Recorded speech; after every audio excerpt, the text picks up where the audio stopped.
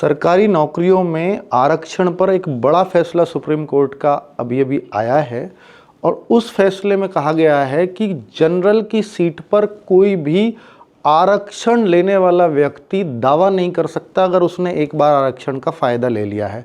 फिर चाहे जनरल से ज़्यादा ही मार्क्स उसके क्यों ना हो, वो अपनी कैटेगरी की ही पोस्ट पर मतलब काउंट किया जाएगा।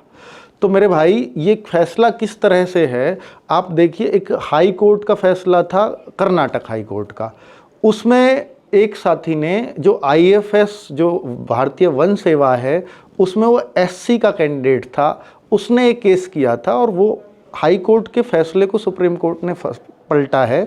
उसमें ये कहा गया है कि इसने प्री में अगर फ़ायदा ले लिया अपनी एससी कैटेगरी की वजह से, ये वहाँ क्वालिफाई हो गया मेंस के लिए, तो फिर आगे ये जनरल की सीट पर आने का हकदार नहीं होगा क्योंकि इसने एससी का फ़ायदा प्रीलिम्स पर ले लिया है।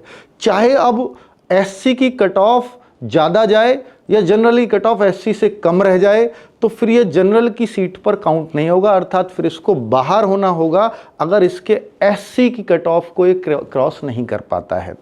तो उस तरह का ये फैसला है, यानी एक बार अगर आप आरक्षण ले लेते हैं तो फिर आप जनरल की सीट पर सेलेक्ट होने का दावा नहीं कर सकते। फिर चाहे कितने भी मार्क्स आपके क्यों ना हो, आप अपनी ही कैटेगरी में काउंट किए जाओगे। Thank you.